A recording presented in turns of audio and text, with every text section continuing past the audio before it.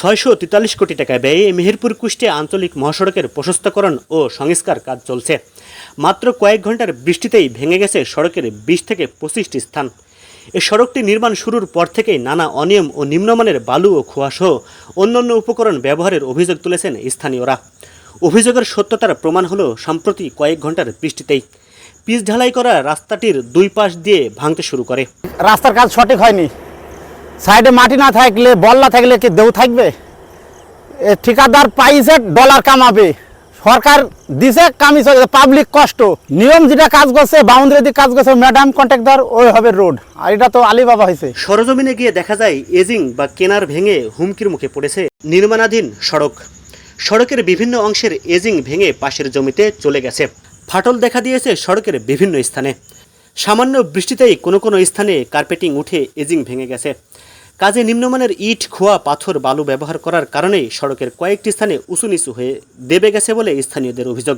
এছাড়াও পাকা সড়কের দুপাশে কমপক্ষে 3 ফুট মাটি থাকার কথা, অথচ অধিকাংশ সড়কেই এ নিয়ম মানা হয়নি।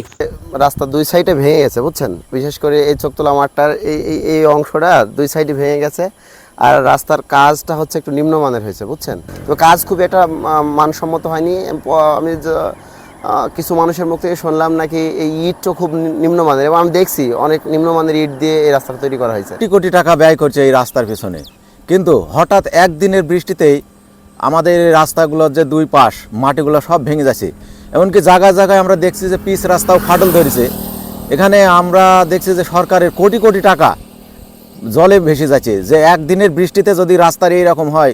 সব জায়গায় ভাঙছে, চোখতলার ওই ব্রিজের কাছে মেলা ভেঙেছে, আবার এদিকে কারণে ভাঙছে, সব জায়গায় এরকম ভেঙে যাবে, থাকবে না তো রাস্তা। 1 ঘন্টা পানি হলে আর থাকবে না, তো রাস্তার যে কাজ করছে সে মাটিতে সব ঢসকে চলে যাচ্ছে। খুব একটা ভালো না। রাস্তার সাইডে আপনার এক হাতও মাটি নেই, বৃষ্টি হলেই রাস্তা কিন্তু আপনার 10 দিনই টেকবে না। রাস্তা 4 লেন হলেও গাংনী ও বাঁশবাড়িয়ার মাঝখানে ঝিনির পুলটি একেবারে সরু অবস্থায় রয়েছে, যেখানে বড় দুর্ঘটনার আশঙ্কা করছেন এলাকার মানুষ। এছাড়া আলমদিনা মাদ্রাসার সামনের পুরনো কালভার্টটি মাঝখানে আগের অবস্থানে রেখেই দুপাশে প্রশস্ত করা হয়েছে। এদিকে গাংনী বিদ্যুৎ উপকেন্দ্রের কাছে ও চ্যাংড়া বাজারের কাছে 2টি কালভার্ট ভেঙে নতুন নির্মাণ করা হয়নি। 100 বছরের এসব কালভার্টে যে কোনো সময় দুর্ঘটনা ঘটতে পারে। নির্মাণ কাজ চলছে, এরই মধ্যেই সড়ক ভাঙছে। বিষয়টি খুবই দুঃখজনক। কর্তৃপক্ষের উচিত ঠিকাদারের কাজের মান যাচাই করা।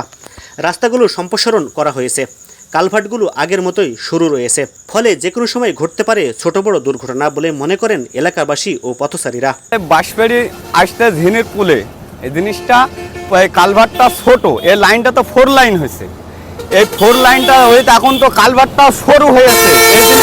এই কালভার্টটা যদি এখন বড় করতে হয়, না হলে তো মানুষের একটা অ্যাক্সিডেন্টের একটা আসবে। এটা এই 4 লাইনটাকে কালভার্টটাকে 4 লাইন ব্যবস্থা করছে না কেন? কালভার্টটা অনেক চিপা, রাস্তাটা আমাদের উসারা হয়েছে কিন্তু কালভার্টটা উসারা হয় নাই।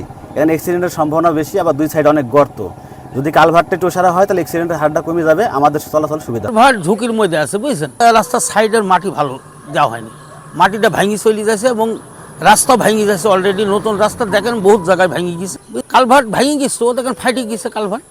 কালভার্ট ফাইটে গেছে, কালভার্টটা জরুরি দরকার।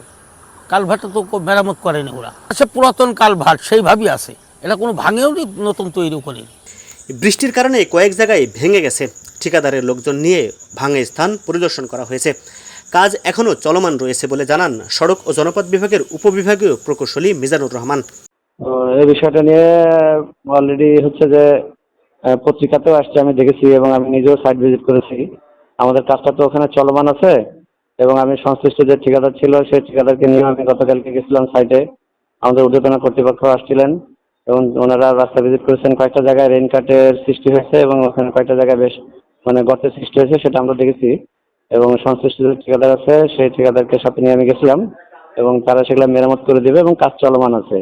মাটির কাজ আমরা এখনো যে সড়কের দুই পাশে যে মাটি থাকে এই সেই শোল্ডারের মাটির কাজ কিন্তু ঠিকাদারের কাছ থেকে আমরা এখনো পাইনি।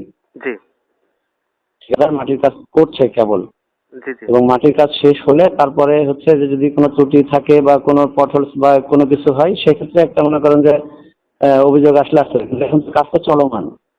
কাজটা কেবল চলছে, চলমান কাজের উপরে মনে করেন যে এখানে রেন কাটের সৃষ্টি হতে পারে, যদি নতুন মাটি এখানে সৃষ্টি হতে পারে, তো সেগুলো আবার পুনরায় মেরামত করে দিচ্ছে। এবং আমি যতটুকু খোঁজ নিয়েছি আজকে নাকি ওগুলা স্থানে নাকি আজকে তারা হচ্ছে স্কেভেটার দিয়ে নাকি হচ্ছে সয়েল কম্প্যাকশন করে দিবে।